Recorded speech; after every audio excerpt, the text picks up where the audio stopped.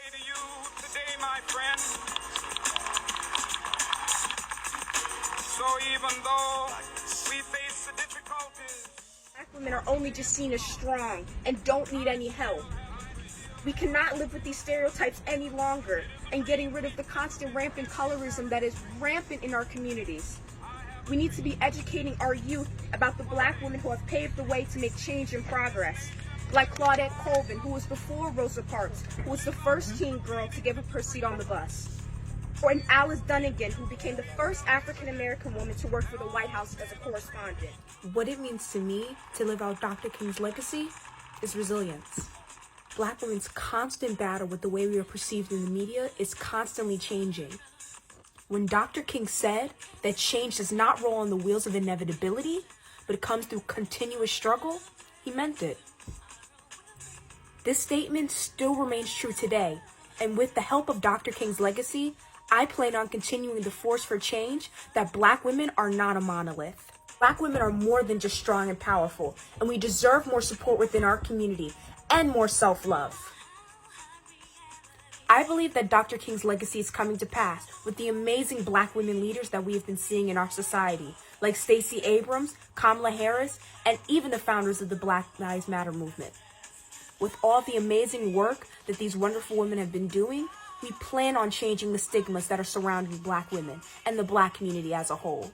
MLK's legacy will forever live on as a Black man who wanted to push for change in our society. But his legacy will forever live on with people like myself and all the amazing Black women and men that are serving in leadership that want to push for change amongst not only our community, but the rest of the world as well.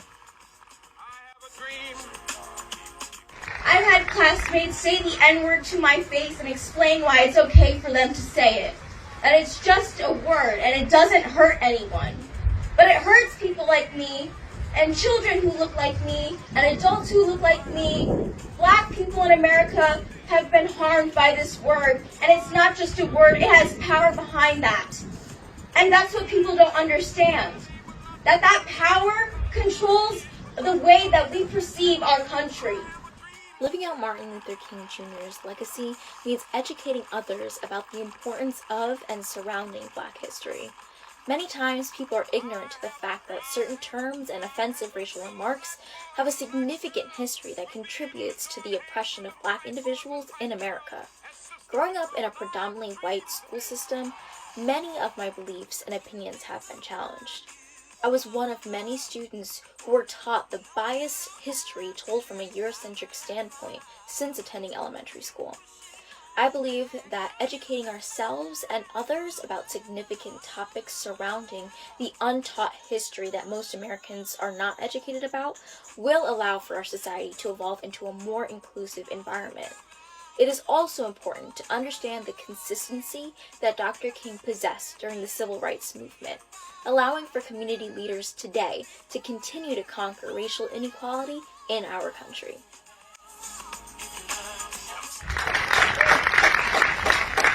Police brutality needs to stop. We cannot continue to allow Black lives to be taken by the police and look at it like it's normal. I shouldn't have to tighten up and be scared for my life every time I'm in the car when someone gets pulled over. Living out Dr. Martin Luther King Jr.'s legacy means speaking out against injustices so that the next generation of Black and brown children don't have to fear police in the same way that I do. For me, that means speaking out at Black Lives Matter rallies and protests and telling people my truth. For somebody else, that might mean gathering research about the injustices that are happening to people of color and posting it on their social media stories. For you, that might mean researching why phrases like all lives matter and blue lives matter are so offensive and hurtful to people who either support Black Lives Matter, are people of color who've experienced police brutality, or just people who are afraid of the police in general. And teaching people around you the information that you learn. Speaking out about injustices in front of one person or 500 people or whoever makes you feel comfortable enough to speak out about injustices and teach them is living out Dr. Martin Luther King Jr.'s legacy. Living out his legacy is telling your truth and to help the next generation so that they don't have to experience the exact pain and struggles that we go through as people of color today. Some of my friends have never had a black teacher, and we are now in high school. Additionally, we are not taught our history. We are only taught 4 things. Slavery was bad, Abraham Lincoln freed the slaves, Martin Luther King Jr. led the Civil Rights Movement, and Barack Obama was the first African American president. Not only are we taught so little of our history, it becomes repetitive throughout the years. Living out Martin Luther King Jr.'s legacy means advocating for equal access to a quality education for people from all walks of life, without the barriers of racism, microaggressions, or lack of resources. Brown versus the Board of Education was a historic step forward, but we aren't done yet. Today, we continue to go up against underfunded public schools, textbooks that continue to print inaccurate information, whitewash history, or teach the same facts year after year, which leaves students disinterested and unengaged.